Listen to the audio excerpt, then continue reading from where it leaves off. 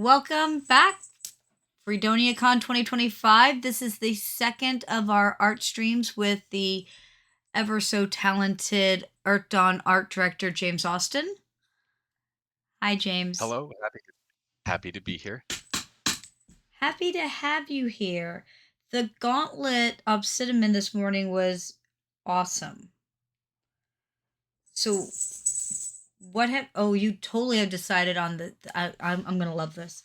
So, we were originally going to do a Windling Shaman, but Don wouldn't make an evil fey hag monster for me.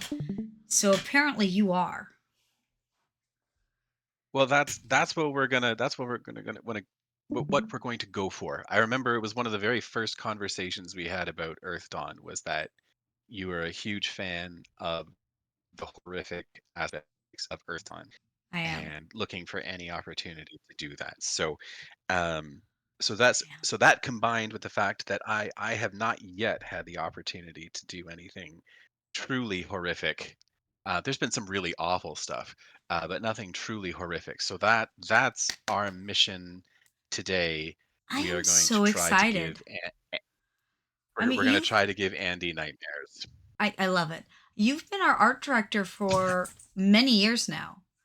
And I feel like we've Almost never gotten an almost opportunity to five just years. like let you loose in this genre, part of the genre. So I am super excited. Uh, it's true. There's been a couple where I helped out a little bit with the mini of the great hunter. I can never remember Vergegorm. And I did the a sketch for the horror I never say this name correctly either. Isgarace, the dude in the cloak made out of had like a snake like Yeah. body, big long fingers. Anyway, I got to do that, but no, never. But it was all very it was intended for 3D sculptures, and which is a very different discipline because a lot of, in my opinion, at any rate, a lot of horror lies in things that you can't see or things that are unknown, shadows and whatnot, we couldn't really leave anything indistinct for the poor 3D for the 3D modeler, right? Um, so yeah, no, I think it's gonna be fun to try and do something really horrific. And we're gonna see. So the idea is a hag type creature, kind of swamp. I grabbed some references this Nice. afternoon. A lot of sort of uh, So stuff that I find that hags are underused as a general trope, and they're so varied. sure. So I think they would make a really good horror style monster. I feel like they do. So I guess Although that's so here's a fun question. Is that sort of what we're going for? Let's try and make it. Are we going for like a full horror situation that is just sort of taking on the like sort of embodiment of a hag, or is this no? This is more like it's just a creepy spell casting woman who's just sort of lost it in the swamp.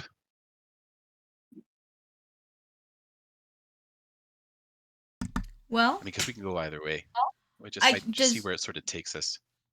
then that may be the answer. Or I was going to say, is there any suggestions from the people here on which way they think we should go, or just see how creepy James can get and let him just run loose?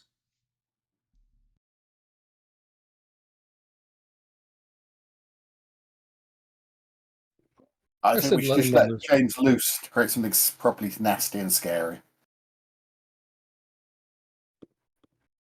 I like it. I agree with Joel. Joel and I are on the same page today, including the fact that cowboys are so much cooler than cockneys. Glad that we, got that hammered out. I'm not sure that was the conclusion, That was but totally the conclusion. I wrote the conclusion for that before we even had the thing.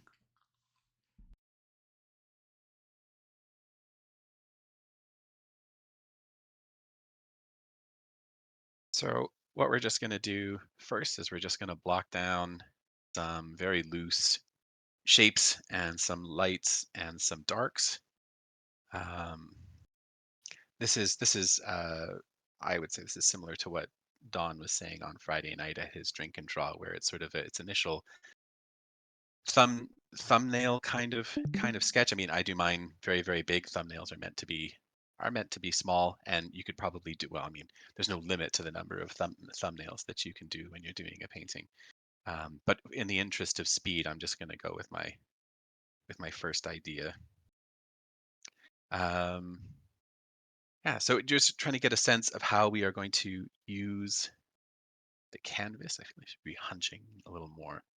Um, like I said, areas of light and dark, where we are going to be putting our focus. Right now, I imagine our hags slash horrors face is going to be somewhere here where I am uh, painting right now.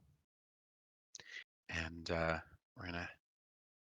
I think we're gonna try and leave a bunch of stuff to the imagination, because realistically, I mean, different things scare people. Everybody gets scared by or nervous around different things. So by leaving some things ambiguous, it leaves your imagination to sort of fill in just the most awful thing you can imagine, which is going to be truly So more terrifying than almost anything I could can put on I the canvas. can I give you my equivalent as a GM? I try to Sure. keep a lot of things sketchy because I find that players will fill in those details to the level of scare that they're up to. So by not filling it in too much, it tends to scare them worse than if I filled it in more. So Yeah. kind of Oh like no, that. absolutely. Frequently, yeah, absolutely.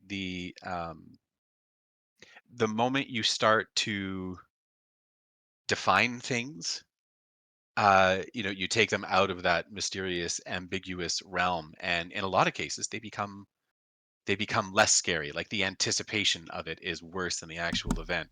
Like I think that one of my favorite examples, if you'll forgive me talking about Marvel TV shows, was I like I don't know if you Marvel ever saw TV shows. Yes.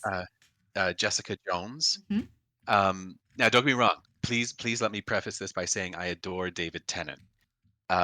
But he, in the first like 3 or 4 episodes of Jessica Jones, he was like her personal boogeyman. He was terrifying. Just the idea of him was terrifying. And I actually found, like, when he actually showed up in the show, he was less scary than he was than the anticipation of him I think showing that up part in of that his was the point of it, though, Yeah, which is the I idea that think it he's so was scary intentional. to her. And then when you see him, well, he doesn't look that bad. He doesn't sound that bad.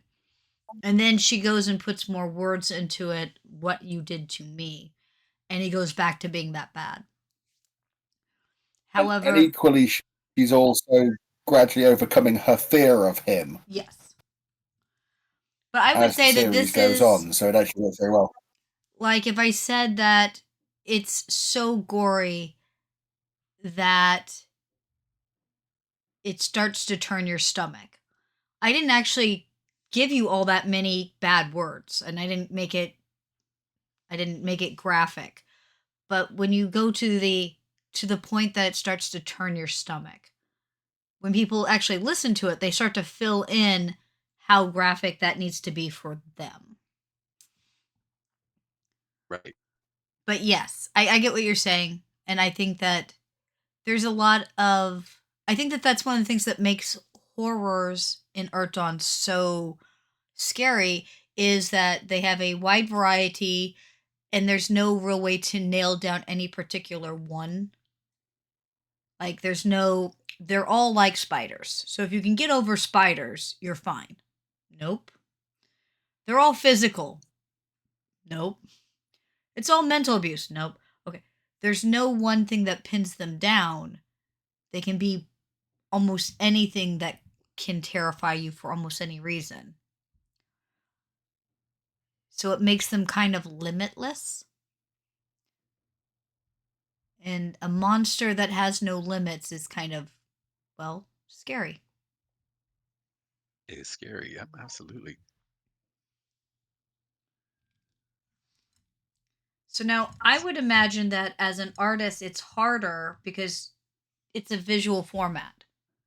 So how do you show things without showing things? Well, you can imply things, keeping things in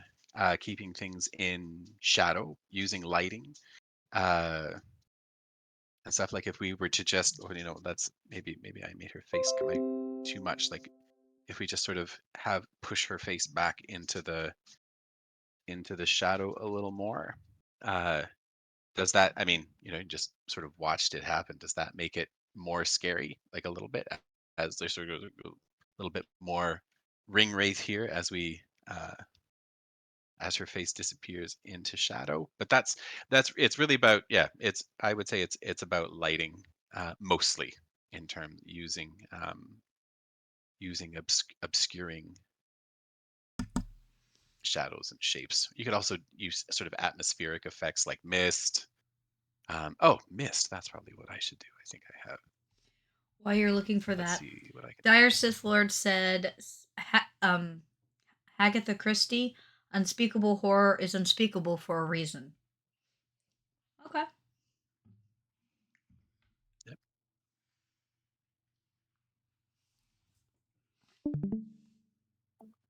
Just gonna go all over here. I've never actually really used this brush that big. I had no idea it had all of these little, like, shapes in here built into the texture. That's kind of fun.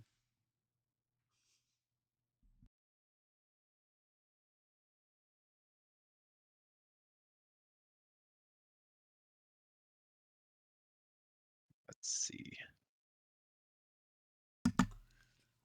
So what are you afraid of? I mean, if you could pick a thing. Me? Yeah. I'm afraid of. Amazing question. I don't know if I could go first on that. Let's see.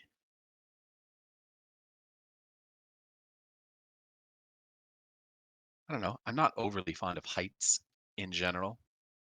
I don't find myself coming face to face with them very often, and there may be some sort of unconscious need to avoid them, perhaps. So not going on the roller coaster with me.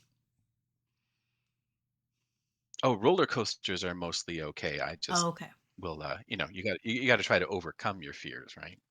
Well, sorta, yeah. I had a lot of people who they thought I was arachnophobic. And I'm like, it's not an irrational fear when they're actually out to kill you. I got bit by one when I was in college, and they threatened to hospitalize me because I was coming down with blood poisoning from the spider bite. On top of Oh, the head to toe rash and, right? So I'm like, once they try to kill you, sure. it's not irrational anymore. But I realized I had a major problem when I came home one day with the girls because they were little. And there was this big, like, wolf spider, which they're basically harmless, but it had taken up residence in my front doorway. And I got home with the girls and nope, F that. And I sat on the other side of the duplex's front door. And I waited until somebody came home that would go on my side and kill the spider, right? You know what the stupidest thing is? Sure. I had a back door. I could have gone to the back door. It just never even dawned on me. There was the spider in the doorway. And now you can't go into the damn house.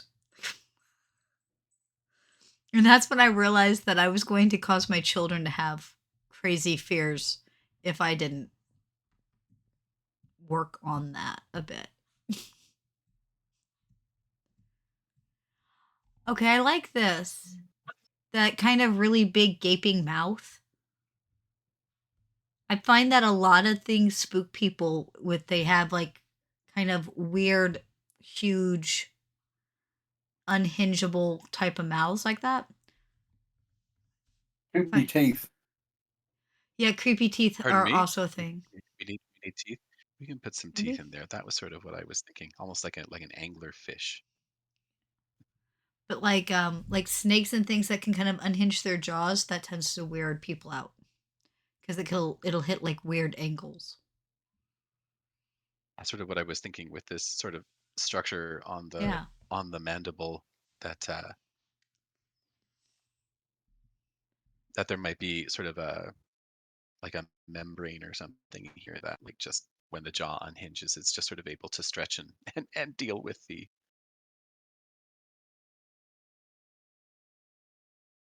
Let's see, creepy teeth.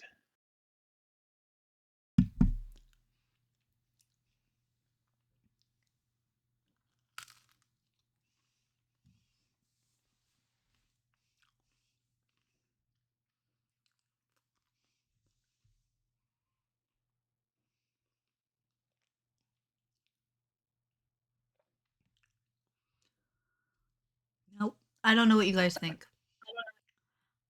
And I wonder if it's partially just me. I like very symmetrical things. Supposedly may have an autism bent. But I find a lot of times that things that are not symmetrical are unnerving to people too. Because nature tends towards symmetry, I think. Just me? I think that's fair.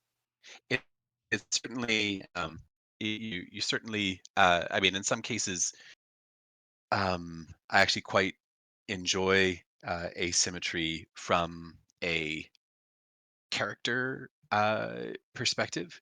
So when and not actually not even specifically a character perspective, I guess more from an animation perspective, where expressions, sorry, asymmetrical expressions are just much more interesting. There's a lot more character in them. You put one eyebrow up, one eyebrow down. This eye gets bigger. This eye squints a little bit, and maybe you get a little dent in the right there. So from an animation perspective, Okay.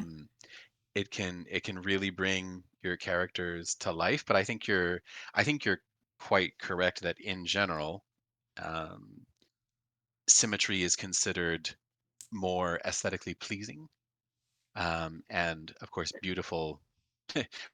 We have a hard time imagining beautiful people being scary.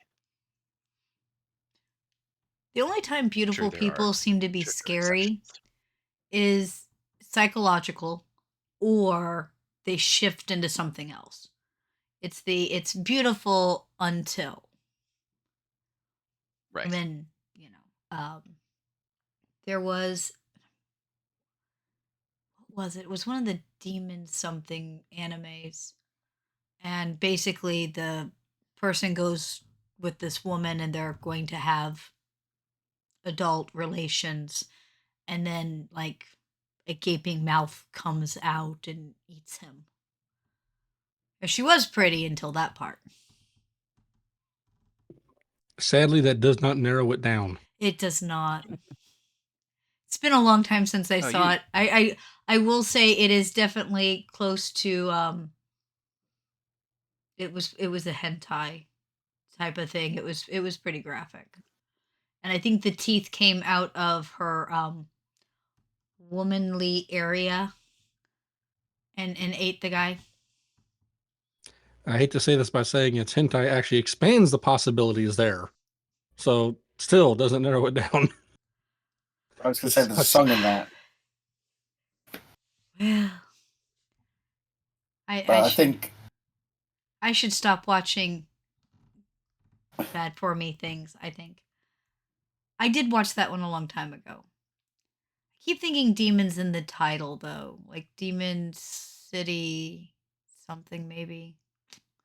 That doesn't help much.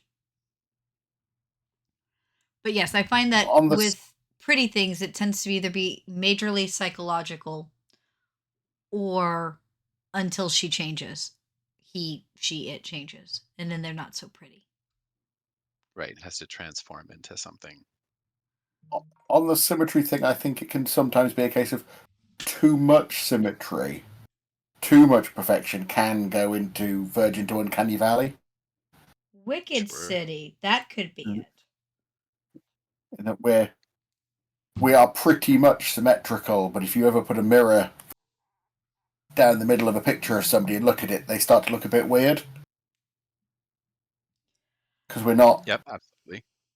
we're not perfectly symmetrical, and too much perfect. Yeah, there's sort of this window where too much perfection starts to become creepy and artificial looking. There's that. There is the idea. So, like, I used to be pretty good at telling a real diamond from a fake, and I once got asked how I could tell, and the fakes sparkle too perfectly, if that makes any sense. And there is Yeah. something about when something's too perfect, you start to really second guess it, and that can lead to a dark doorway. One of the things I tried to get across in some of the writing about the Samsut for 1879, a ruling class has essentially magical alterations that make them prettier and lengthen their lives, and trying to get across the idea that they are verging towards that too perfect concept, and it starts to become creepy and wrong because they're all perfect and pretty and there. We didn't quite, what we're going for with this hag, but it's an interesting side point, and the ongoing side point is why do we have a reaction to things that are not quite right, look almost like us, but not quite right looking? The whole Uncanny Valley concept. What we were worried about that's pretending to be us. Which I think falls into the fae and creepiness. I was gonna say, I mean, all of the stories about fae and changelings, and stealing of the baby and leaving fetches and stuff like that. Yeah. There was an interesting case of a woman who had married a guy, and they seemed okay. They hadn't had children yet. They may not have been able to. I don't know that they ever decided. She had a career as like making dresses or something, and he did something else, and they seemed like a fairly happy couple, and then all of a sudden he declared that he was sure she was a changeling, and he convinced other people that she was not really her. And eventually, like, he beat her to death and set her on fire. And I think he even halfway got away because, like, there were other people there who could have stopped it, and none of them stopped it because, well, she's a changeling. Even though this was 1900 something. And So you would have, not as long ago as we're all hoping. yeah, it was pretty bad actually. It was pretty graphic. Yeah. There was thoughts that both of them were seeing other people and that may have had something to do with it.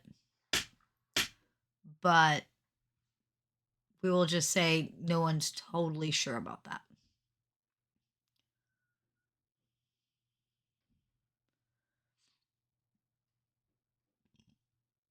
But yeah, you would be surprised at just how much that whole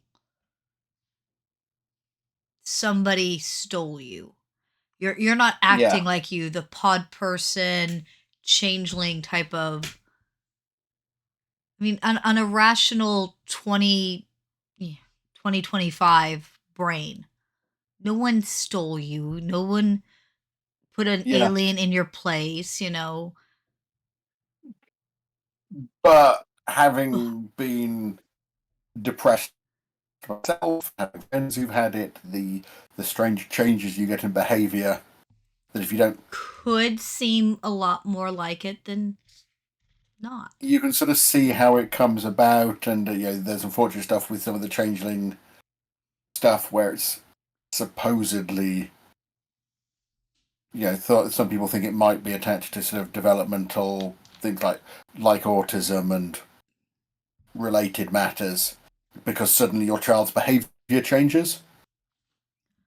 Which, as someone who had a child who, Yeah, so my eldest Lexi, at 18 months, 1 year old, would stand on a table at a restaurant and dance on the table.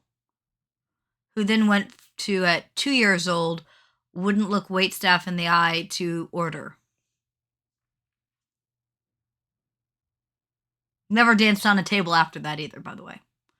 yeah, Just very classical autism. You know, it's a thing. But if you Yep. didn't know what autism was, you might be like, what happened to the child who 2 months ago was dancing on a table for everyone's amusement? yeah. So I can see that.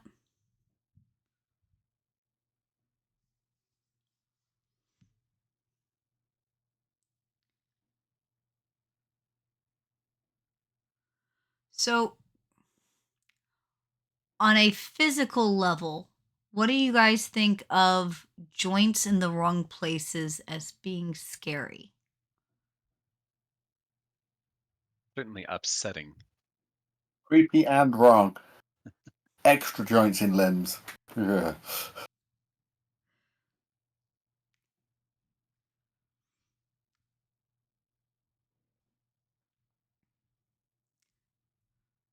I think it's why a lot of the oh goodness, what's a good example of that? The Ring, where they have the girl and like she's twisted in the wrong position and they speed her up crawling wise so that it looks like her body's at the wrong angles and crawling super fast and weird. I always figure that's why those are so unsettling for most people, because it feels jointed wrong. And seems to be very popular in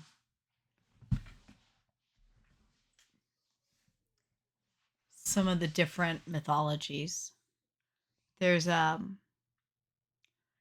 it's kind of a weird version of like a vampire, and I keep thinking it's Philippines or oh, where is it from? But it has the body separates at like the waist, and the top half will go and fly off, and it has this like butterfly tube straw tongue, and it would attack pregnant women and would try to like suck blood from the pregnant woman, supposedly to like go after the baby. And if you did try to stop it, you had to like you had to find the bottom half and salt the bottom half so that it couldn't rejoin. And if daylight hit and it couldn't rejoin, that was how you stopped them. And I always thought that that was one of the most effed up versions of a vampire I've ever read. So I put it in a changeling game and terrorized players for a while. Personally, I decided that that's what they get for having one of their players be pregnant. I'm apparently a You for dick. having a family. Right? Just punishing players for having a family. Right? You want to have a baby? That's fine. That's cool. Okay. So I bring in the, weird, creepy, what the hell is that vampire that goes after babies? It's fine. The butterfly baby killing vampire. That's Right? just how it goes. Ah. Sometimes I'm a total dick. But we love you anyways. Somebody should, Actually, the player thought it was great, but they're playing a game in the world of darkness, so they expect this type of stuff. It's kind of like if I'm running Earthdawn and there's never a horror, something went wrong horribly and you missed it. because I can't imagine playing without it. I kind of like the weird spikes. I'm liking that. Getting some asymmetry for Joel. Drawing something heretic. Discussing horror.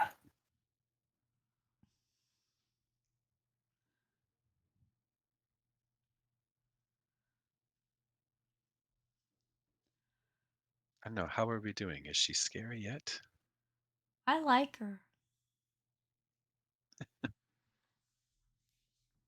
I see a lot of possibilities with her right now. So Joel, what do you think as far as a horror goes? What's her niche?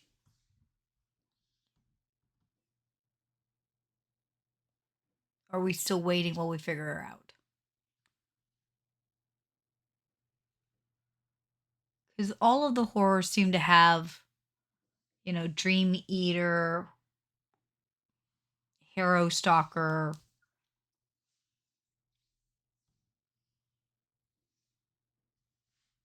What do you think this one does?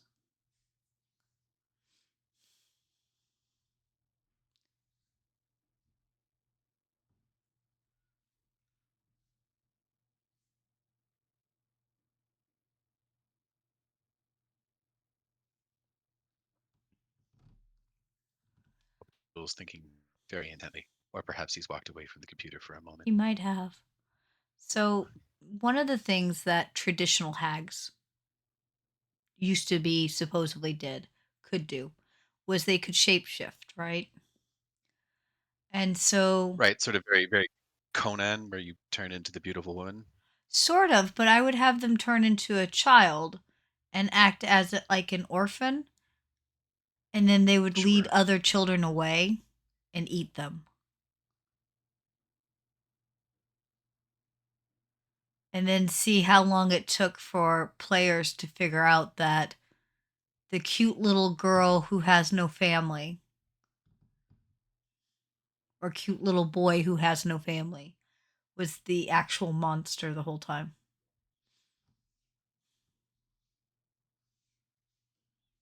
That's not wrong. That's fine. Players love that stuff.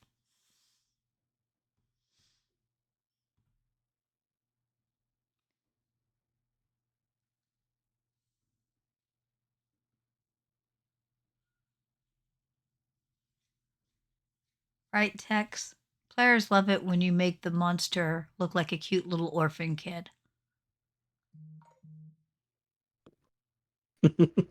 They do. They love that. Sadly, I don't have any stories of that, but if you have the right gaming group, then yes. I've done it more than once. Different tables, different stories. I actually keep count of how many other children I get to kill before they figure it out. That's okay, right? It's okay to count how many children died before they figure it out. If it's part of the story, go for it. I think it is.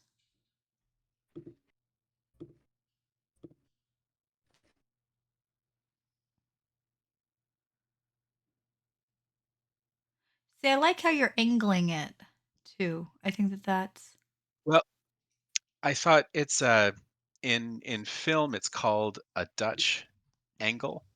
It's meant to convey a sense of disorientation, um, where basically, when we are in the real world, we are accustomed to seeing the real world and like where the horizon, is flat, right? right. It's at it's a 0 degree angle or 180-degree angle or whatever it is um, you want to say. The Dutch angle is literally you like rotate the camera, 30, maybe 45 degrees, and it basically changes how like it basically distorts our perception of um, through the lens of the camera, or in this case, the canvas. It's meant to be basically it's meant to be off-putting. It's meant to Yeah, but this is you like know, art and again, I think science combined to make things scary. in That's cool. psychology and And yeah. psychology, like that's kind of So I cool. almost want to put something. I also want to put something like in front of her. I don't really want to get bogged down with what her legs look like. We don't need any more anatomy here. Maybe she could be. I also think the square format may not be doing me any favors. So again, one of the advantages of working digitally is that if I don't want to work in a square format anymore, I can I can simply stop. But I don't know exactly what the deal is here. That's probably too much. I didn't want it to be quite so big. Maybe a little less. So you get yourself a A stump. box and you just put a box. There's a reason I'm not in charge of art, James.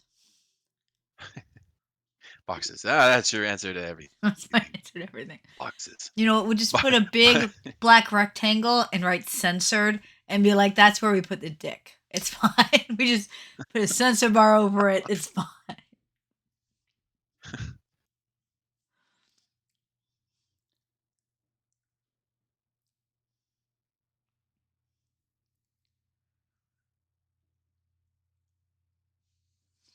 I think I saw a suggestion in the chat about a Huh? stump or something in the foreground. It could See, be, I you know told you, what? I I'm get to gonna. I don't watching know if we have you. enough time. How long has it been? It's been. I kind of want to make this a person, like some person, like she's leaping actually at some poor dude or adventurer or something.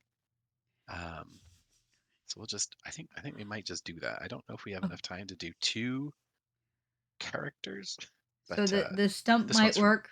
Dire Sith Lord did.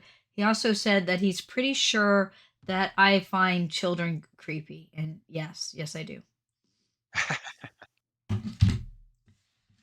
Children are creepy.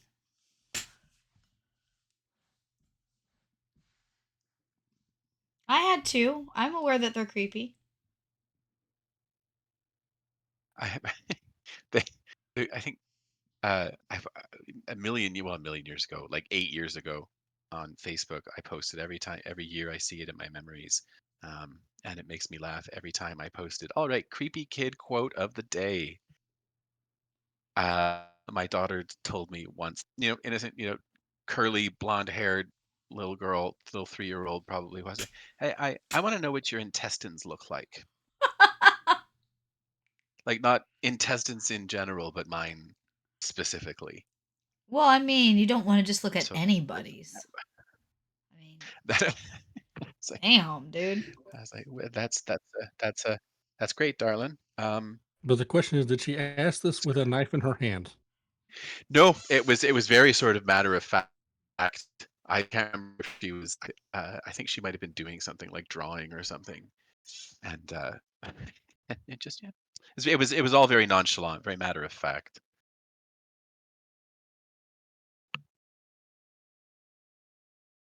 Yeah, she she could be like uh, a mortician or like yeah, a doctor or something that does autopsies. I don't know how many other professions that you see intestines on the regular. Maybe just a medical profession in general. Oh, If you do not taxidermy, very you do. like there you go. Then you can see all kinds of Creepy stuff. intestines. Yeah, Or a chef, depending upon what you're cooking. there you go. The sky's the Especially limit. if you You start guys with can things even like you take 3 leave. squirrels.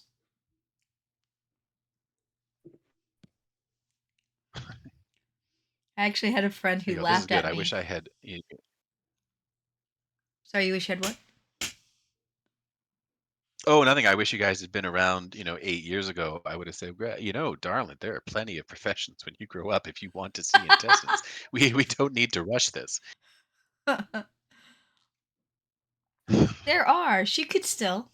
She got time. She young.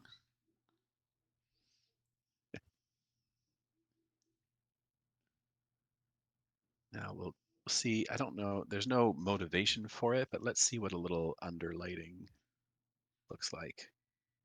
That classic sort of horror lit from below. Also, do you know why that is the classic horror trope? No, I don't. Anybody? Lighting from below?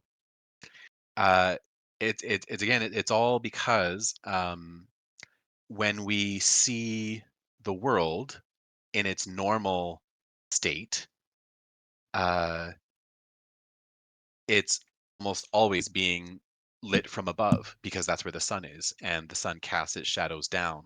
So by turning that on its head and having the shadows cast up our It's bodies or off-putting. faces or whatever it happens to be, it is unsettling to have that difference.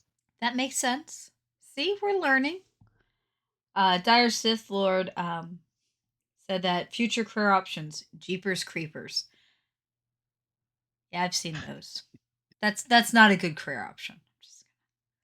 Taxidermy. Just You could make like lampshades out of human skin. That's a thing. And interior decorator of human skin. That's a thing too. and I was with you on what, truth be told, I was kind of with you for lampshade. I was like, yeah, I guess that's lampshade of human skin could be a thing. You kind of lost me with interior decorator of human skin. Oh man. It's like, So so hear what I'm thinking? Like, do, come in, do you calling remember somebody the in, redo the kitchen. and let's just put some intestines here and a little intestines over there. And, you know, if we just put some little human lampshades over all of these candelabras, it would, it just shine. I'm thinking skin, human skin, everywhere. Gonna be Do great. you remember a classic Texas Chainsaw Massacre? And they used to say it Well, was like I said, I'm based on a a wimp. real story. Because, oh, this is from the Oh yes, 70 something, the original one, late 70s. But I I do they used to remember hearing that it claim was based on a real story. and it is, but it really isn't. It's very loosely based off of Ed Gein. And whether or not he was actually a serial killer is questionable. But he did like to dig up bodies and he did like to use the bodies for things like human lampshade and other furnishings. So yes, but not really, but loosely, but sort of no. But yes, it was actually based off of Ed Gein. See, Oh, there you go. The more you know. it was a taxidermist. That's Do funny. these intestines bring? There you go. That's good, Darcy Third. Do these intestines bring you joy? They spark joy. Do they spark joy? Because if it doesn't spark joy, just what are you doing? Yeah.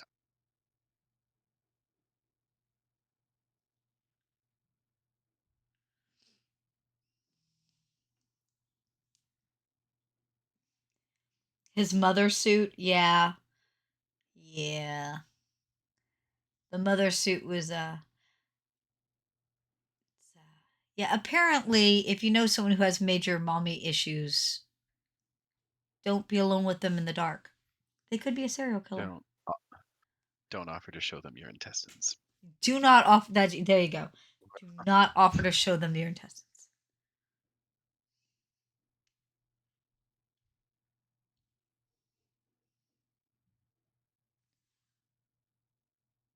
So how are we doing? Have we sparked any horror ideas? I would totally also welcome suggestions if we come up with a niche for our friend here. Would love to that affect the final the outcome. Part of me, and I'd like to hear what others have to say. I really feel like it has such a good physical presence that I kind of want it to be more psychological. Like it invades dreams or it scares you so that you don't sleep or something, and it wears you down by just getting closer and closer every time.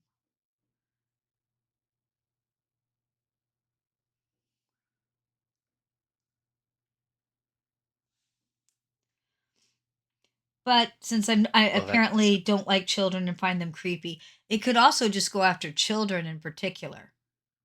You want to get a party to be very heroic, threaten children and animals. All of a sudden, they're heroic all over the place. Oh, in Earthdawn, we already have a horror that goes after children, so I'm not sure we need that. But one that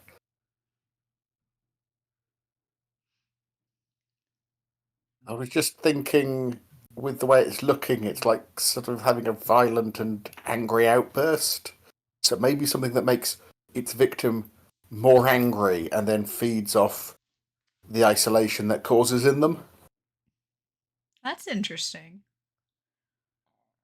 So like it scares you to the point where you're on edge and then you have angry outbursts pushing people away, and the more you have that you become isolated, the more that it controls you and weakens you and isolates you more. Yeah. Yeah. That's interesting. Once more into the category of horror as mental health issues. Horrible creatures with mental health issues. Well, I think that to a certain degree, we all know that being sliced with a knife is bad, but psychological horror is sometimes scarier because if you don't die from being cut with a knife, you can have surgery and you can fix it. Yeah. I think the scary thing with a lot of psychological stuff is it's not really so easily fixed. Yeah. Yeah, sticks and stones may break my bones, but words will do lasting harm that I have to have therapy for. Yes. Thanks for the reminder. I need to schedule my therapy. So Can you put a lantern or torch in the victim's hand? yeah, I think after listening to you guys talk about the anger angle Uh-huh. um and seeing, yeah, the whole turning to face our friend here is not sitting as well with me. So I think we gotta, okay, so you know what are we gonna do? We're gonna take this and we're just gonna paint them out. Still gonna You're gonna have it running away, or just put some I more think fog there. we're gonna turn to just more Put a fog. More box fog is there. Put a scarier. box of Um, fog right there. Oh, you just advanced boxes. A box of so I think boxes. think what I'm going to try to do is I think I want to turn our victim towards the camera or towards the viewer here. And again, just making more work for myself, but I think for the sake of the image, I think it'll be important. Get a new layer just so that. And I think they're going to be oblivious. So rather than like lunging or attacking, we're going to change it more to looming in the background. I think I just realized I started painting on the background again on what's supposed to be my foreground character layer.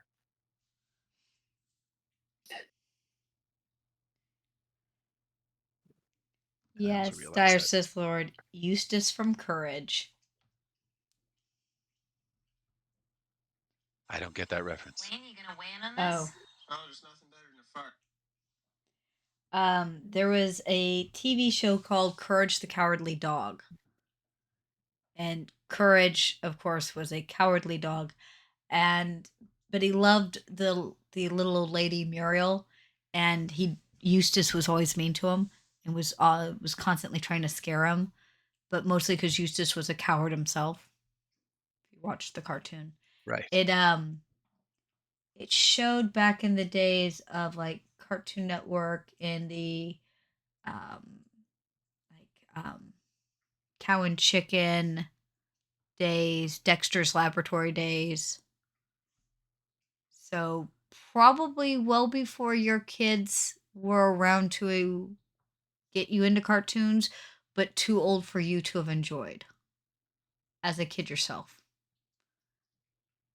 Right. Yes, that sounds right. Dexter's Laboratory was sort of early 2000s. Yeah. Courage would be in about that time period. All right.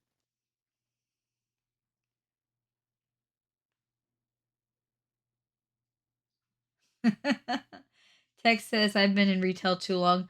The image in my head is Karen, I am the manager. Now, what can I help you with? Rocco's Modern Life, that would be in about the same time period, too.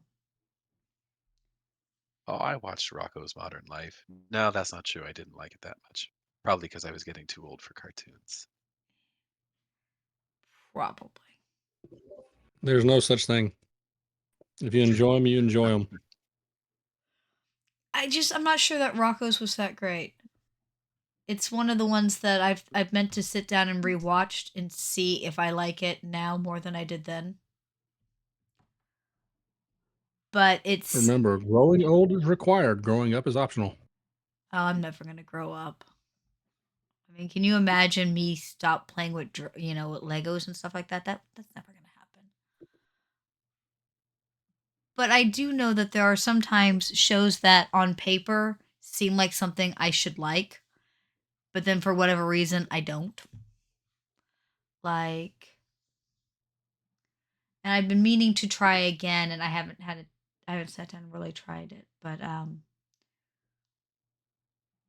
Ark was the series where they had the gates, and like part of it's in Egypt, and then they had some other ones. Stargate, that's what it's called. I should like Stargate. The It's TV show, sci-fi. Yeah. I I should quite like it. enjoyed the TV show. Yeah. See, I should like it. It's high sci-fi, and I just never could get into it. I got told I should retry with Stargate Atlantis and see if it caught my attention better and then try to go back to the other ones. Well, how far did you get into it, and what was turning you off? It's been so long I don't remember anymore. All right, I'll just be honest. Because, I mean, because like what? the It was first, 20 years ago? yeah, yeah, the first 1 or 2 seasons, they were still trying to figure out their way, and then it got really good for the rest of it. Then 7, nice cliffhanger that kind of fell off at 8, 9, and 10. In all Atlantis started honesty, around. I probably never made it past the first season. If I don't like something, I don't usually give it that long. That's So, fair. That's fair. so if you needed to get to season 3 to really start to get into it, but I've been told that I need to retry with Atlantis first because the friend thought that I would like that one the best, and then I could branch into the other ones. But there's always that show or cartoon or whatever that on paper that sounds like something I would like.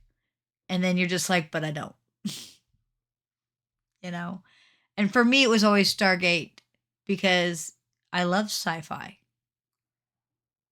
This is like mixed in with mythology and all this other cool stuff. On paper, I should like that.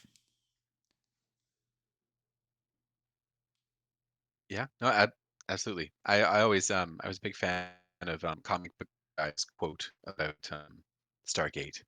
He said there was an episode of The Simpsons where he said something like, "Of the 4 major Star franchises, the top 4 being Wars, Trek, Gate, and Search, Stargate is easily my 3rd favorite." There was it's Canadian actually. Lex with 2 X's or 3 X's. Yes, that was an interesting show. That was like it got really, really weird like the last season, and you just kind of were like, what are you doing?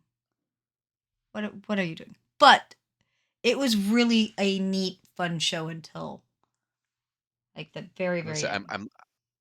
I'm looking at my time, and I do not have time to do two characters. And with the lantern, like it's gonna be, I mean, it's good. It would be a very, very cool image, but like the lighting scheme just got really complicated by adding in a lantern, and in 2 hours, I don't think I could That's do okay. that justice. Unfortunately, That's I'll okay. I'll leave him I'll leave him in, I actually but don't mind him just being a shadow thing because he's not really just leave him as a the silhouette. point. Yeah, just leave him as a silhouette. I mean, not to say That that actually he's did. unimportant. He's just not the focus, maybe. Yeah, it's that old camera focus trick. You focus on what's important, and the rest kind of just sits there. Babylon 5 was good. No, I could not like I didn't like the Janeway show either. And I'm an old school Trekkie. And age-wise, I should have liked Next Gen, but I grew up on original, and so Next Gen was always kind of blah blah Prime Directive, blah blah blah Prime Directive, wham wham. Versus Kirk, which was cowboys in space. We have sex with it, we blow it up, we do both. I'm good with this. Janeway, Sometimes not in that order. sometimes not in that order, right? I I got told that Janeway as a captain got better, but she was a hot mess in the first season and was unwatchable.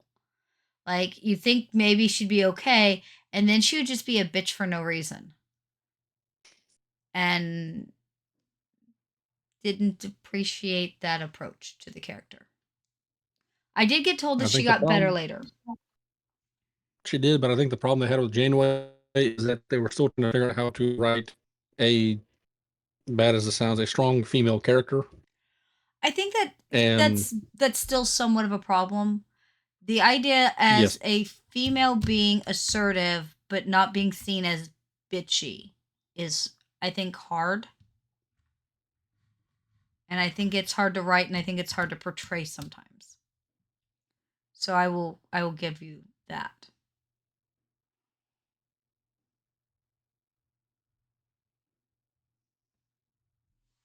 I mean, a lot of people said she got better when 7 of 9 came on, but what came with that was also Jerry Ryan asking how much tighter they can get her suit. There are people who are really into her wearing that suit. And they were happy to find out that she was too. Saying You now, know? here's something for the guys. I mean, I must nothing admit, wrong with that. I was always much more Babylon 5 than Star Trek. I never really got into Star Trek, but I like the big arcing, ongoing plot thing of Babylon 5. Is it any wonder I love faster So, games? of the modern outside of original Trek, Deep Space Nine, I really felt like Sinclair, I think that's his name. Have I forgotten in my old age? The The captain on captain is Cisco. Cisco, there you go. Was Cisco, yeah. Cisco, yeah. I felt like you had a little bit closer to that cowboys in space type of thing. When someone asks if you're a god, the answer is yeah. Yeah, I'm a god. I'm your god.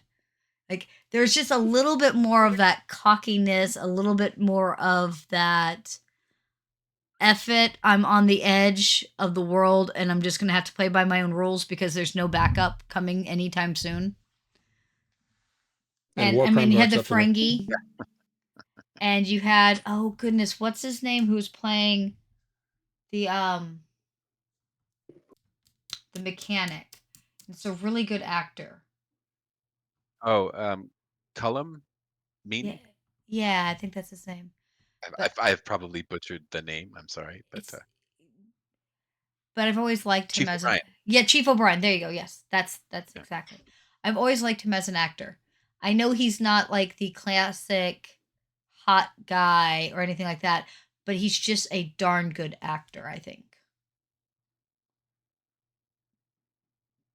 Like I don't think I've ever disliked him in any of the things he's done.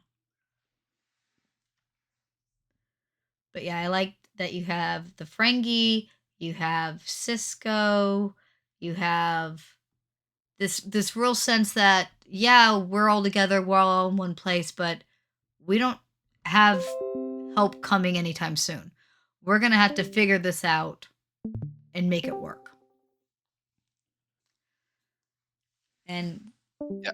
throw the rules out and screw it, move forward. Odo was very cool. Yeah. Also played by a Canadian, Renee Auberjonois. That's actually, I think Matt, you're absolutely correct on that. Part of it was also that they had stories where everything just isn't perfect and it doesn't work out perfect. It's not always so pretty. It's again going back to the idea of what makes good characters is having those flaws and things in place that less than perfect that makes it just that little more realistic. And I think you're right. Babylon 5 also did a great job with that. Yes. I will say I had a character in the Samset sourcebook that I very heavily based on Quark. Yeah. I remember. So Okay, which one? I need to know. He's one of the marginalia characters. He is a traitor, obviously, and he basically the story behind him is that he was hired by the British to provide commentary and put additional details on their reports of the Samset.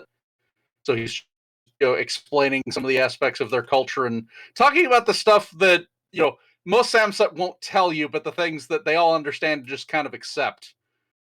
That like how it really works with the Yamalites and their power structure and that sort of thing. I'm gonna have to And go some back of and his start reading these books. some of his quotes are just straight up rules of acquisition.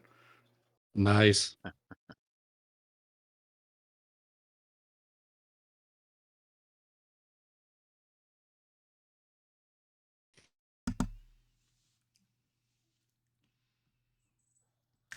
if I say something, do you promise not to throw things at me, James?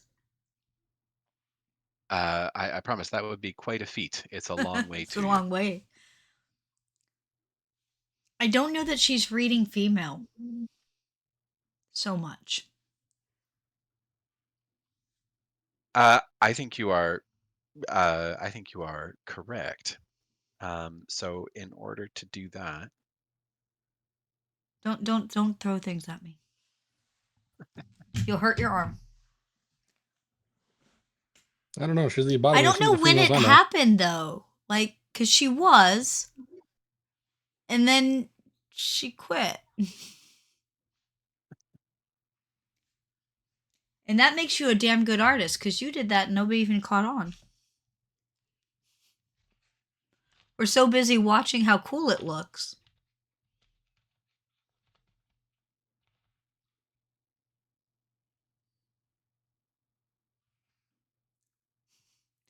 Okay, now how does that work? Just putting a little bit of tendrils of hair in the face actually does help a little already. Is it just because it's a girly look? hair in the face. Yeah, I don't know. In general, guys don't tend to let hair fall in your face.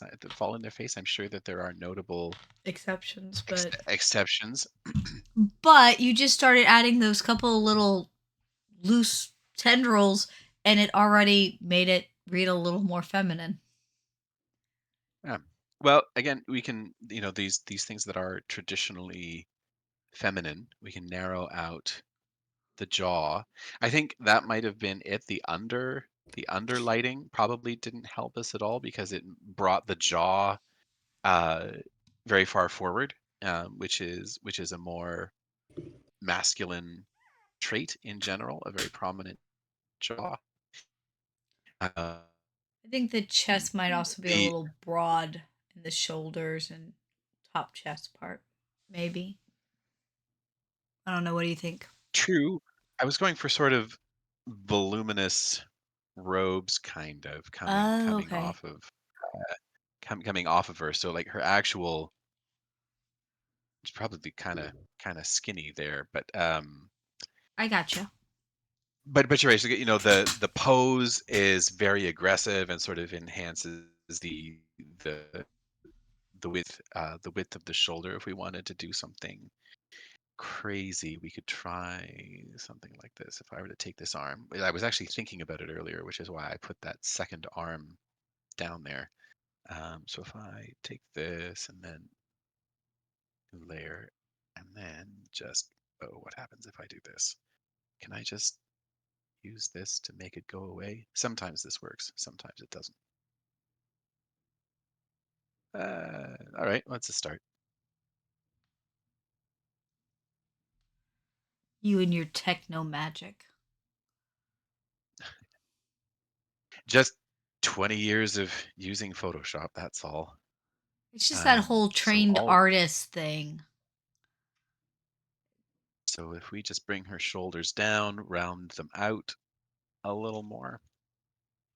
And I wonder if we could just reuse. Not really, eh? Yes. Actually, that's kind of Yeah. cool. It almost looks like it's reaching towards us now. That's Yeah. kind of neat.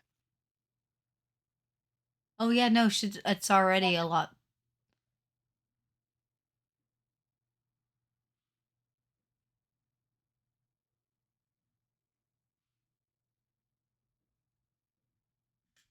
Look at that. And we'll just do something similar on the other side where we sort of round down her shoulders a little bit.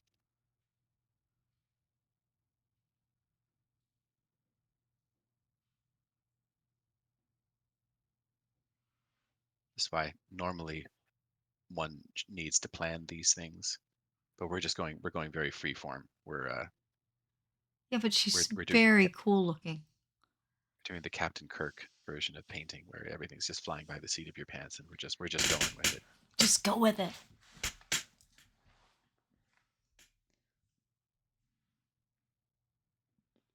So all of a sudden,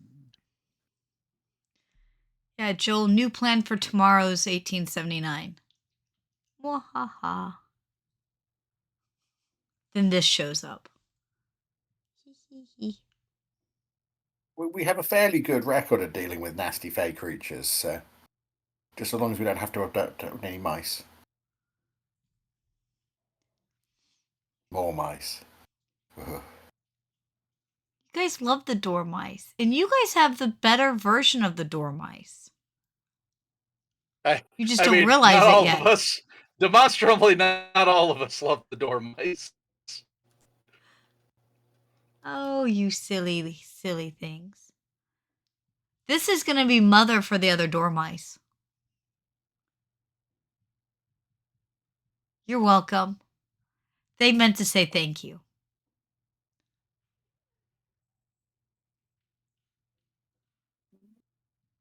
See, I can tell as players they super, super want that to be the other dormice's mother.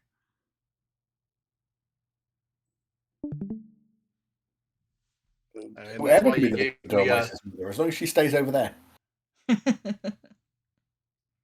that's why you gave me a gun and a parrot to deal with it.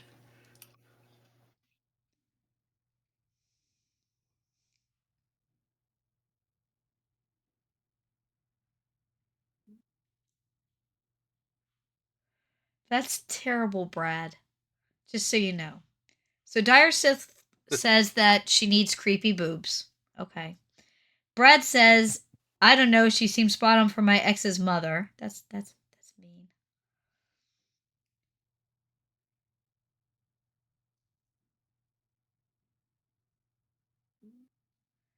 Then here is a hag thing. 3D effect by accident. I will make it sound like it was planned by the after action report. Crazies.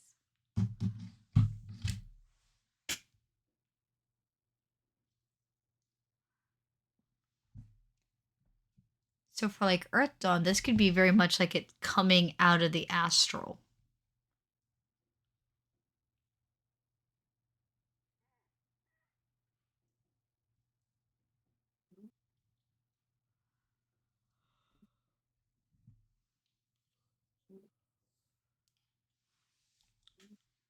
Yeah, it does look like something emerging out of astral space. At least how it always looks in my head. And certainly corrupted astral space. Oh yeah. Yeah. That thing brings the corruption. It doesn't bring all the voice to Basically. the art, it just brings the corruption.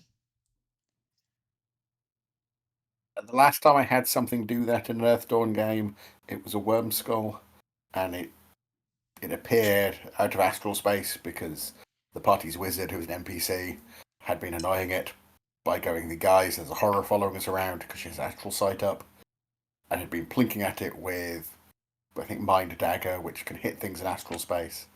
So it got annoyed and it emerged, skin shifted her, and Michelle's character, who was the party's archer, turned around and went, "Oi, that's my girlfriend," and basically hit it, and then her dice exploded. There may have been D8s involved, and rolled something like 80 or 90 damage and killed it in one shot. So yeah. See, this is the problem with Dangerous thing to do D8s. if you're hard.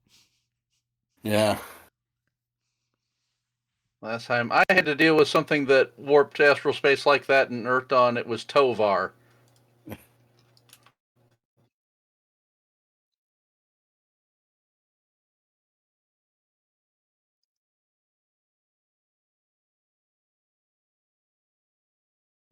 Or wait, actually, I'm not sure. Tovar might have been before the giant horror in Cathay that was, it had like 400-foot tall towers that it could remanifest itself in.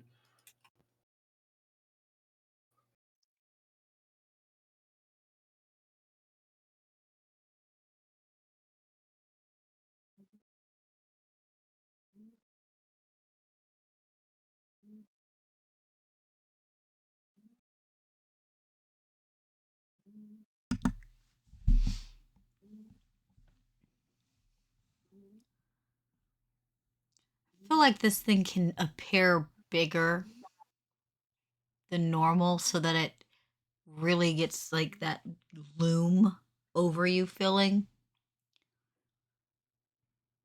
Because it wants you to run. Don't you feel like that wants you to run?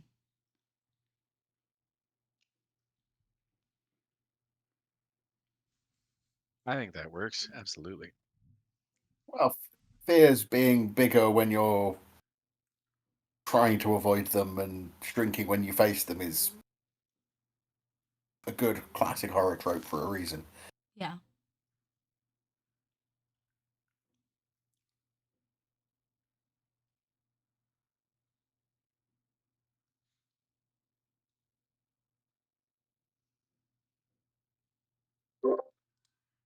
How do you Chavez, know when a painting is done? Oh goodness.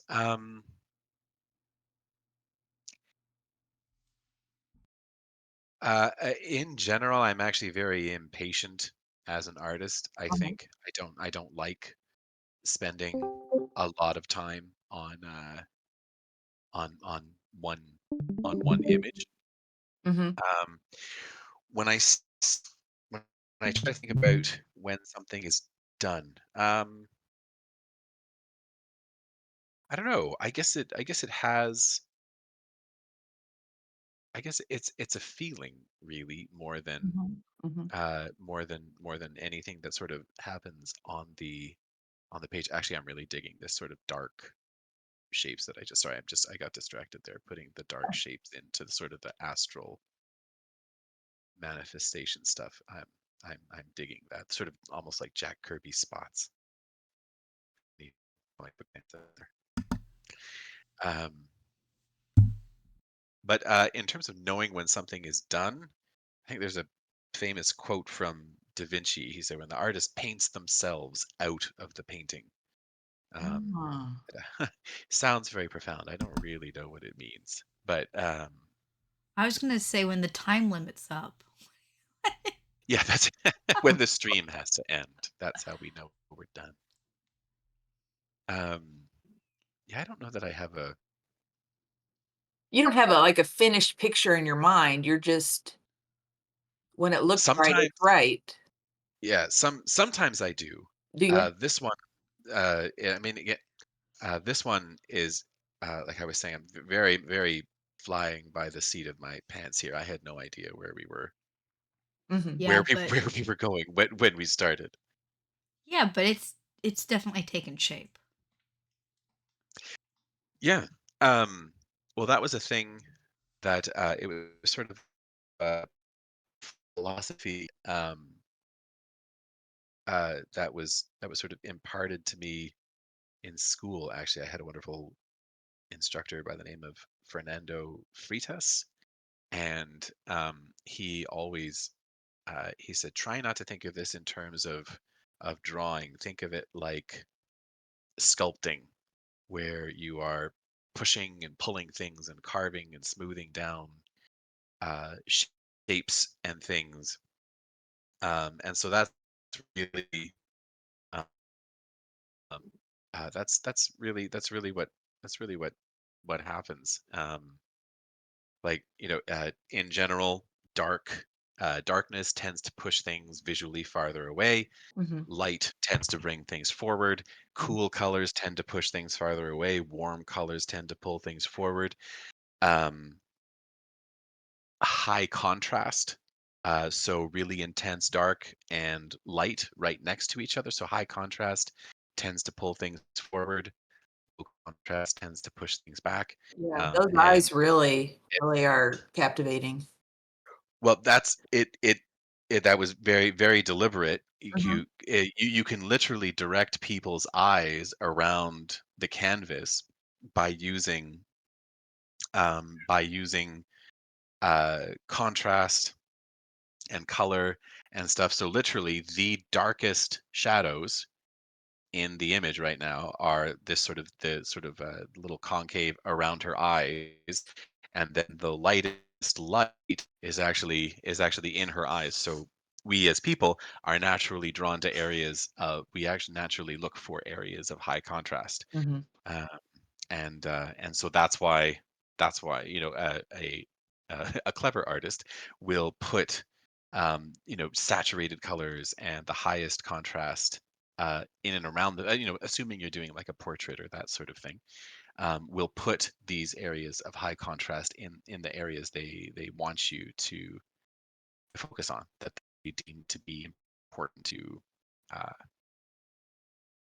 to the character, to the image, to whatever it is that you happen to be doing. Hmm. I know, 2020. Sorry, I'm looking at my military clock. I don't remember when my clock went to military time. Right after it got out of military school. That's it. Graduated from West Point. Showed up at my house. If it graduated from West Point, why did it go to a Canadian's house?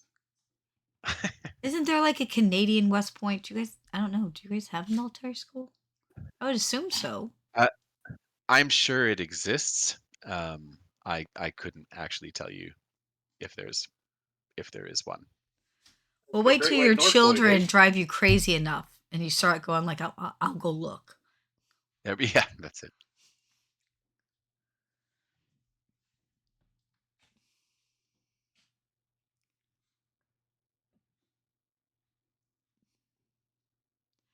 But yeah, I like the almost like she's pulled part of the astral with her, like those little floaty bits off of her, kind of like the astral shedding off of her slowly as she tears through it. Mhm. I like that. The mouth is awesome. The eyes are great. I love the spikes.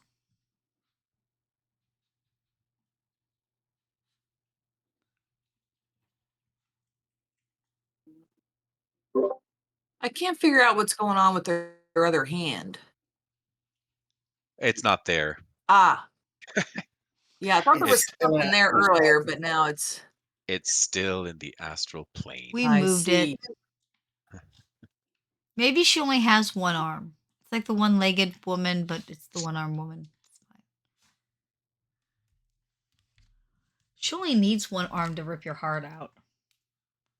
Oh, that would be terrified. It means she's been disarmed. Haha. Oh, Brad. What would we do without you? Hey, those if it's a Fae, those kind of games can work. That's somewhat true. So say, may I disarm you? So I'm resisting a one-armed bandit joke. Dire Sis said that the collar What- necklace helps sell that femininity aspect. Having it be Yep. a one-arm thing, I think, is what Matt W. Socrates. That would be different.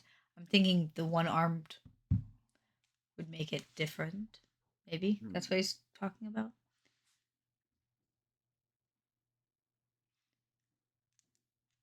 Yeah. That's what you call handy capable.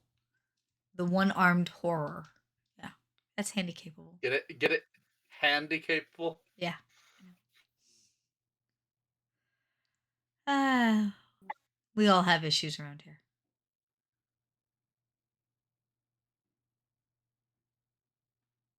That's what makes y'all so great, though. Thank you. Wonder then should something be coming out of here? Like I don't know if it's is it just like a is it like a tentacle? Is it Tendrils of astral space there you go. or smoke or something. Well, if she's coming out of a space, that arm could still be in the space. Yeah, we'll leave it ambiguous. It can be up to the viewer to decide. It'll be different for everybody, I'm sure. It And does that's make it look okay. like he's coming out of ripped a hole out and is climbing out of it, which is cool. Yeah.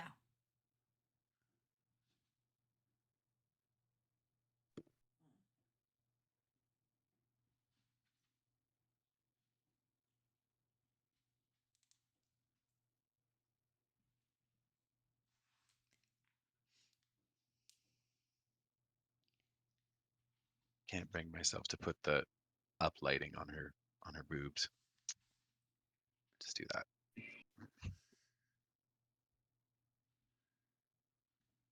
Uplighting to Take make sure that they're creepy boobs. That's perfect. that's it. In general, I take great pride in the fact that I am, by and large, a fantasy artist who keeps their female characters fully clothed. But this is a little bit different than normal fare.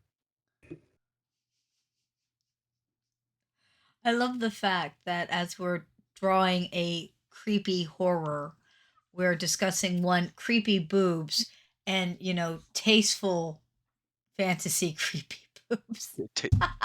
Tastes creepy. Creepy but tasteful.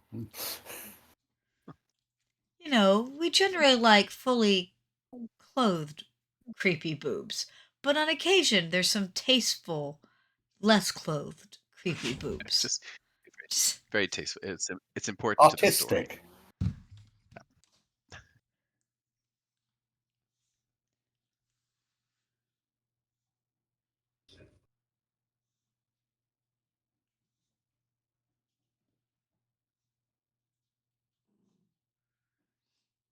Stuff down here. Hi, Bara. Do you want up? Come here, Bara. I'll pick you up. Good girl. All right. All right, newbie.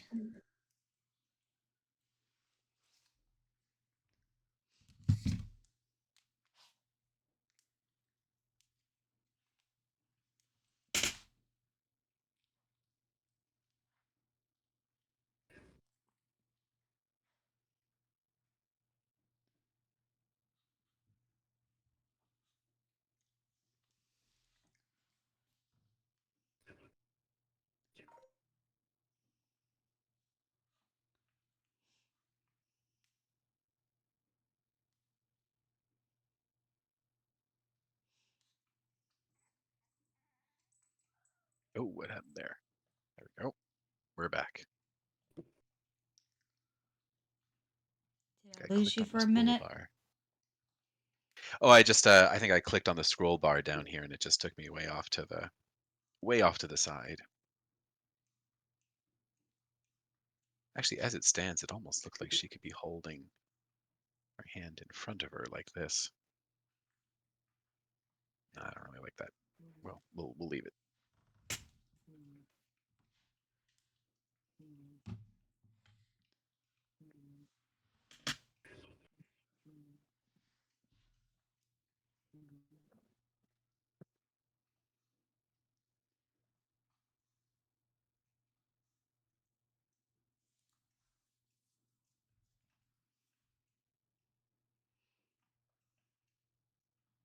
I saw an awe go by in the chat. Did we like the arm in front?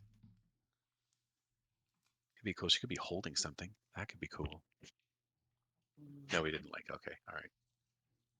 It could be that I put a baby picture up. Oh, I see. So Batsy is basically, it looks almost like she's hugging Frasier to her, and they're both curled up in a little bed under the Oh, desk. I see. I see where the comment came from. I mean, not that evil hag creature is not scary or cute, I guess. She's cute, scary. Cute, scary's a thing.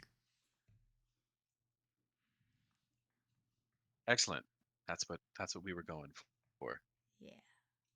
I'm Cute, really scary, impressed. cute. I'm really impressed, James. Oh, thank you.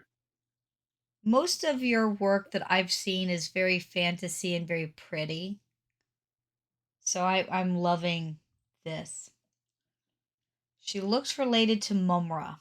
It's awesome. Ah, It is a bit transformation into Mum Ra the Ever Living, and they in an have a entirely good living. way. You know, she might not be a bad horror for Kriana. Oh, that could be cool. We could go deliberately um, Egyptian, well, Rihanna themed, uh, vaguely, but legally distinct from Egyptian theme. Because all we'd have to do, yeah, we just put some bandages on her tummy there. They didn't wrap her breasts, I guess, but She likes those free okay. and loose. It's part it's She's part of the horror. It's kind of, I'm, I was gonna say, it's like she's into bra burning. Don't knock it. You let them free the boobies if they want. It's fine. do the same thing over here. Just a couple of wrapping marks there. I mean, in that case, her necklace would probably be more solid and probably have lots more little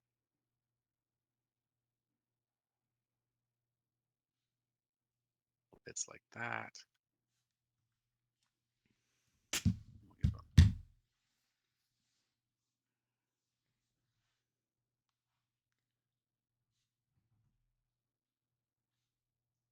Ooh, that bit of black. Yeah, kind of enjoy that.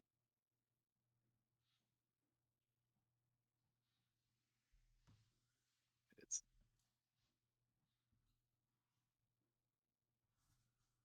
Joel, what do you think? Specifically a Kriana horror? Horror. I think it could be made to work.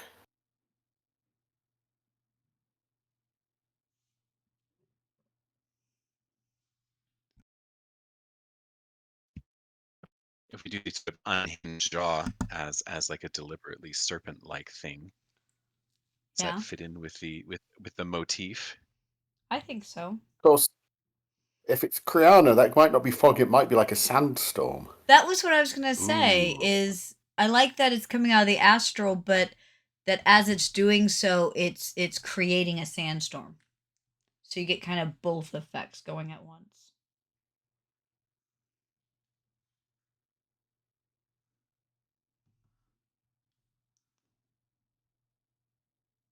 Any way but Cathay. Ha ha ha. You all.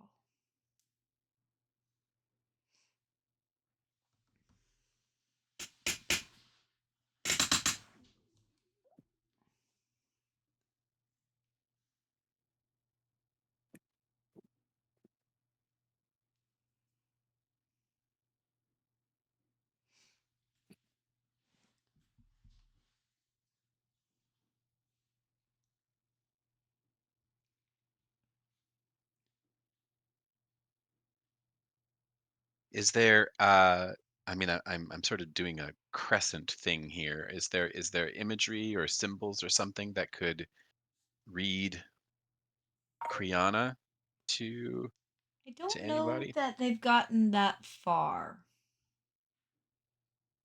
Oh my gosh, are we establishing canon then? Back Could in be. the old book, the first ed version where it was written up, there's a lot of fantasy Egyptian stuff in it, but I think it's something to be careful of. It was just about works in that book, but a lot of the Theron book slightly overdoes. It's a fantasy version of this thing, which Earthdawn's always tried to avoid. Right. That's Maybe not that was part of entirely the culturally sensitive. problem.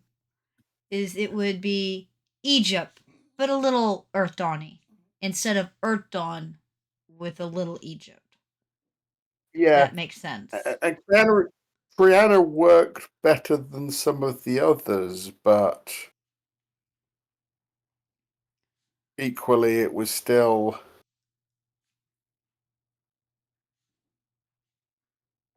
It just needs that little bit more of a step back to work. So, interesting concept.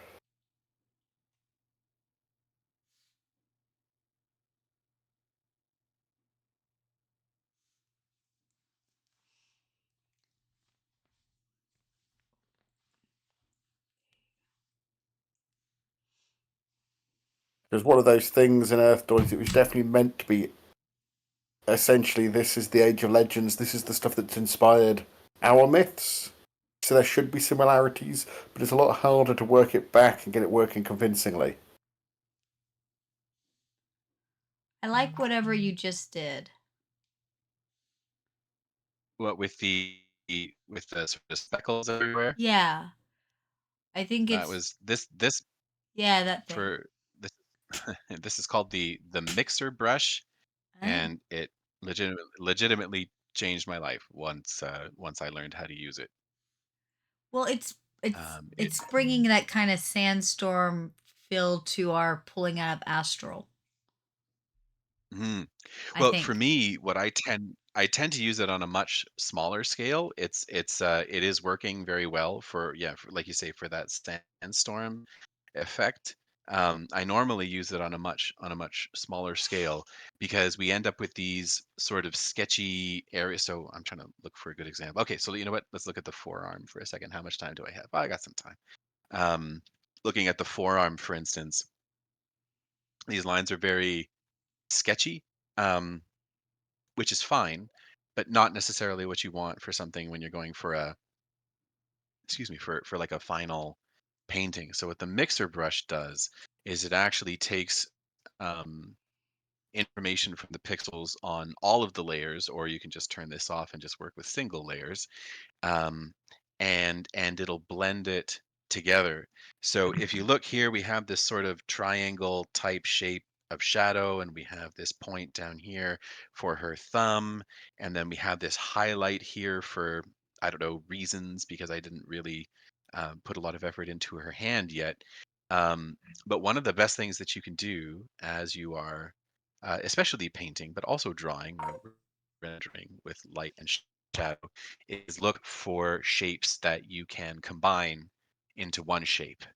Um, and what I mean by that is uh, we're highlighting, we're trying to everything about painting is trying to find a balance between light and dark and big and small and repetition versus variation and and big. I think I already said big and small. But if it is an area that you don't necessarily want to have to put a lot of effort into, um, you can literally just, all right, well, there you go. Now it's a shadow, and watch what happens. The necklace just kind of disappears into the shadow cast by her hood. By using this mixer brush, we sort of brought the shadow down onto the necklace more, and we've obscured a bunch of the small shapes that were there, um, with shadow. So now we don't even need to do them if we don't want to. And it's the same thing here. Like this whole shape of her hand and forearm could probably start just as mostly one shape as that as the silhouette that if you were here this morning, um, defining the silhouette of her hand. So the mixer brush is taking information from all of the visible layers and sort of mixing it. So we sort of average out the value and the hue, um, into something a little bit more cohesive. So now we have much more. Now it's more one big shape as opposed to a lot of little shapes, and from there we can start adding things back in. So one thing that we sort of established in the center of the painting that we haven't really done over here yet is that she is actually lit from underneath. So we can start adding in uh, highlights and stuff deliberately rather than stuff that might have just been left over from the sketchy phase. And I'm sort of imagining that uh, the light coming from above, or I beg your pardon, the light coming from below is casting shadows on the top of her hand. And so what we do is we take that shadow shape and we just basically find where the top of her hand and her fingers are. And now this and oh, that was a little bit. I don't like the silhouette of her fingers anymore. That's a shame. Um, but now we took something that was, oh, that was all one layer, eh? That's a shame. I can't show the difference. um, but we took a thing that was a bunch of little shapes and turned it into more of like one cohesive object, if that makes sense at all.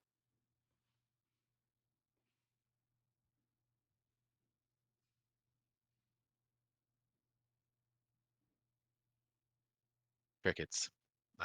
They, No, I'm watching because it's absolutely fascinating how quickly this whole thing's come together and how well, truly painting. It's creepy it is. um, painting tends to start very, very fast. Um, Sort of getting back to Debbie's question about how do you know when you're done. Um, drawing with pencil and or pen, I find it starts out it starts out very slow by comparison.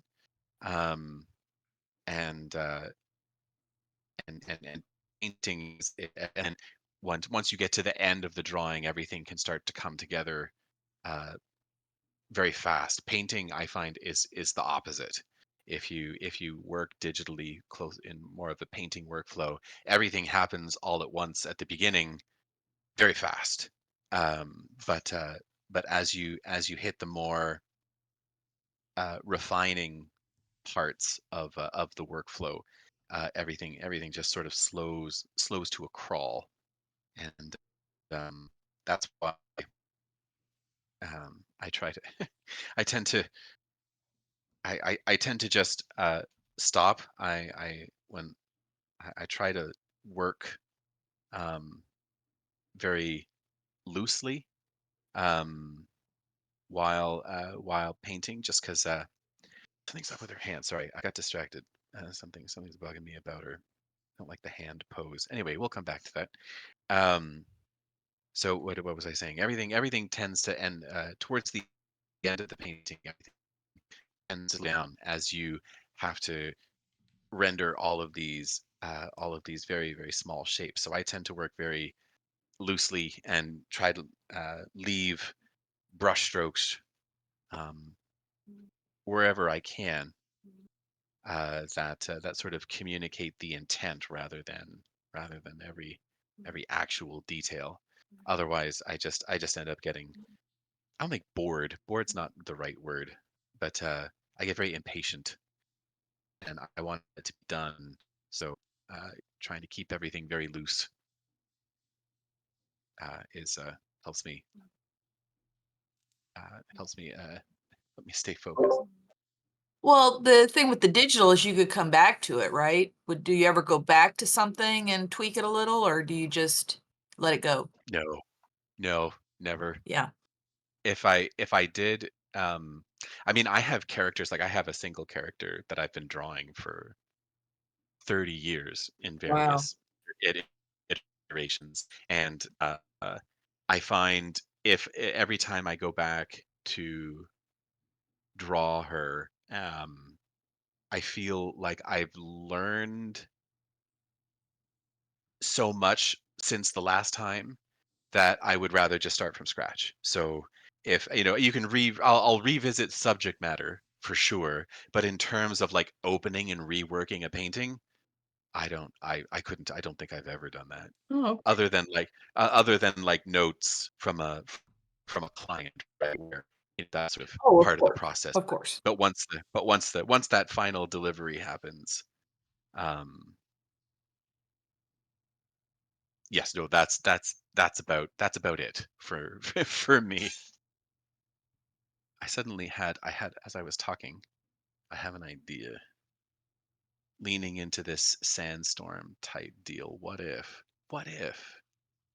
we tried to give the sand some directionality, like it was almost like blowing in the wind? Give it sort of Okay. a 45-degree angle here. So some of it's coming off of her. We'll give like little strands off the hand.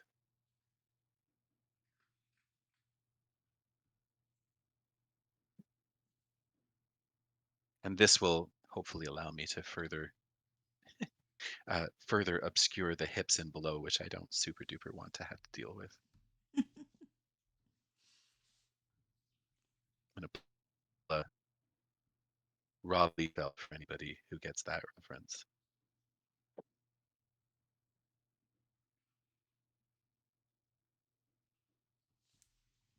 and then we'll just get our I think that that really works for this because, like, we were discussing the whole less is more. yeah. Try to find something here, maybe something more like this. Not quite.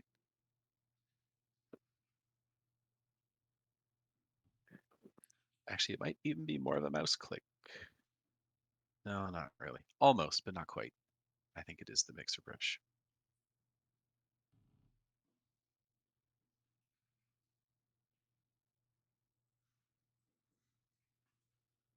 There. Oh, fun. Oh, I didn't even mean for that to happen, but that's kind of fun. Like her arm is now no longer fully silhouetted, like fully defined. So it's sort of got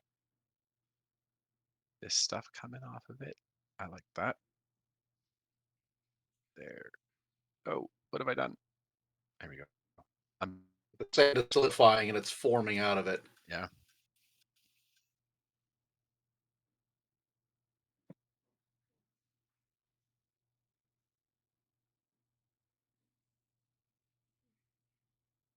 Kind of give it like little sandy trails right up to the shadow on the top of the forearm here. So that means that this particular area doesn't make a ton of sense anymore. So we'll take that out.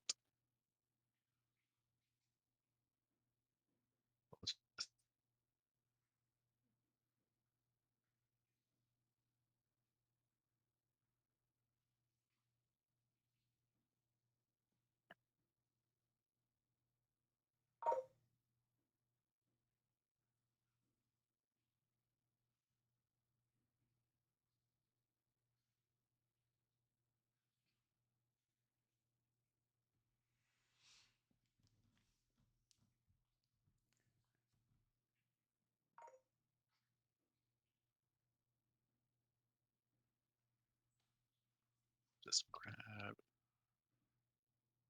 You know what? I'm just gonna try a thing. An interesting thing that I started doing without really realizing it is actually using the mouse to paint. Mm-hmm. Because the Cintiq has like 4,000 different pressure settings. Oh wow. Um, to sort of get the feeling of I can go very, very light, and then I start to press a little darker and a little darker and a little darker. So there are 4,000 different pressure settings that my stylus can detect, and the mouse really has you have no click and you have click, and that's it. But what it does is it makes me have to using the mouse really makes me have to think about where I'm putting. I mean, I find it more like working with an actual brush in that um, you have to. It forces you to be very bold with your choices. Like you got to like because if you click, like you got to mean it. Otherwise, it's not going to be it's not going to have the effect uh, that you want. And people can be very, very timid, and they'll do like these little like things like this. Um, and that's how you end up with these. I mean, that's how you end up with sketches. That's not for final painting, in my opinion. So so actually using the mouse just to be very, very bold with placement of brush strokes on the canvas has been a thing. I showed this earlier today. I've had orcs on the brain Mm-hmm. for a while, and there was an orc lady. I'm just gonna Can I group you? Yes, I can. There she is. Nope, not Yes, she is that. looks really. Why is that weird? Something's weird. She doesn't. Maybe she doesn't. Maybe I've just been staring at a dark canvas for too long. I Yeah. Anyway, um, was gonna say I but thought she actually, looked good. a lot of this stuff was done with a mouse, like just zoomed in really, really, really, really far. And I was quite astonished at the results, basically, like things that I never would have done with the stylus suddenly just sort of showed up on the canvas using the mouse, and it was because it was forcing me to be uh, like I said, very, very bold with the brush strokes.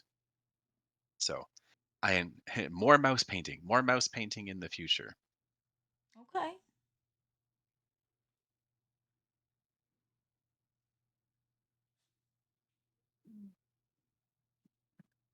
and I'm coming close to the end of my time. You Um, are, but that makes me sad because I've been enjoying watching you paint. It's been a lot of fun. I think I think haven't paid any attention to the creepy breasts, unfortunately. Depending on, or fortunately, depending on how you feel about it.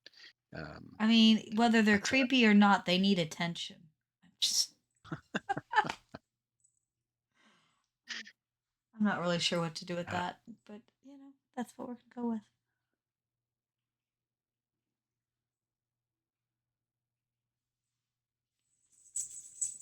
have them disappear in the sandstorm. Um,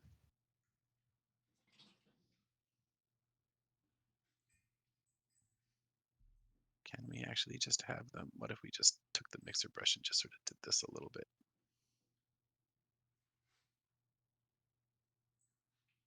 So for me, actually, I kind of enjoy this. I would probably treat this like, unfortunately, 2 hours is just it's just a very short time in order to do a a finished a finished piece, and certainly if you don't have very clear direction from the start. But I would treat this like a sketch for hopefully a painting to come later. It's on my list of things to do in some magical point in the future when I have actual time to sit and do the things that I want to do. I would love to do like the Earthdawn Big Book of Horrors art book. Well, you and I have talked about that for after the bestiary. Yeah, we surely did. And if I needed any proof, which I didn't, but if I did, that you could bring the creep factor, you can do it. You totally, this has been awesome. Not that I ever didn't have faith. No, it's quite all right. Like I said, we it I never just hadn't really had seen the you get to do opportunity. any. But look at this. Can you imagine how great that's going to be when we get there? And I think Be a it'll be ton of really fun. cool for other people to see too. Because they can go and they can then look at the bestiary with that very high fantasy, right? And then look Hmm. at your horror book and just be amazed at how awesome you are. Oh, thanks. You say such nice things. I say such truthful things.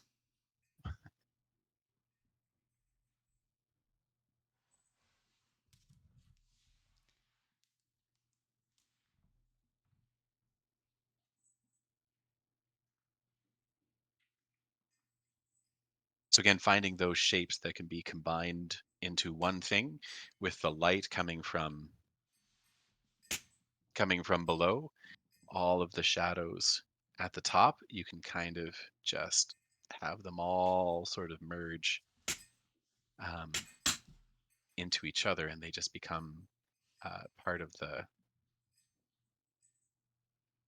silhouette at the top. So it helps us distinguish between um, light and shadow and where the important parts are. Um, I think she got a little mannish again, but Maybe a little, but not nearly as. I don't think it's that bad. they the boobs kept me honest. The breasts kept me honest. Yes, the scary There's boobs definitely a totally link. helped.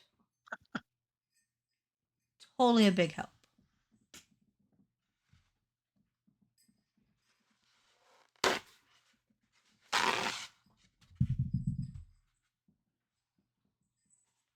Right, so let's have a look.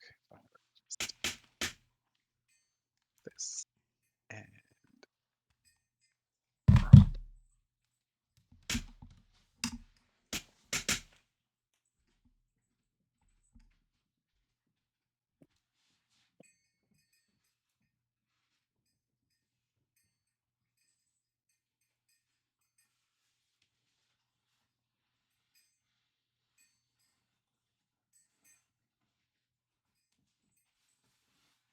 we feel. Do we need any? How much time do I have? Not even 3 minutes.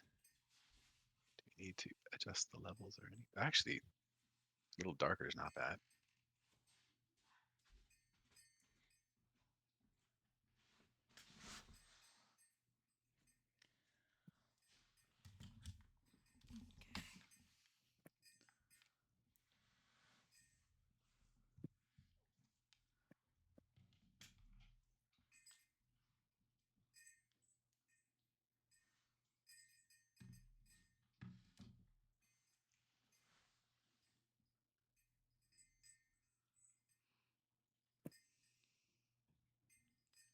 I mean, yeah, you can say always keep going, but I think you're done.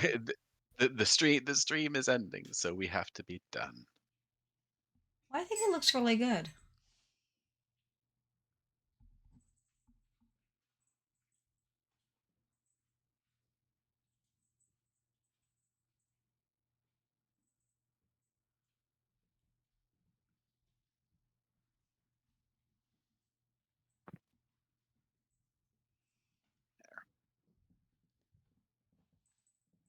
All right, I think that'll do. I think it's great.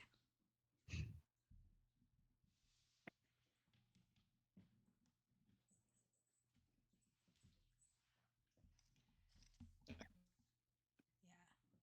British Joel says it looks fabulous. I think so too.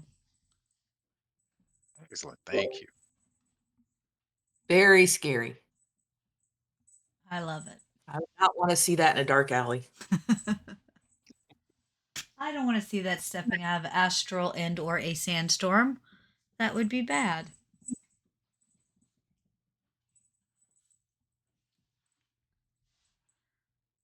As always, James, you are fantastic.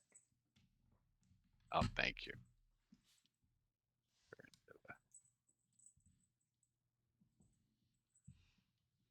All right. I'm going to stop your stream, and that way we are ready for what happens next.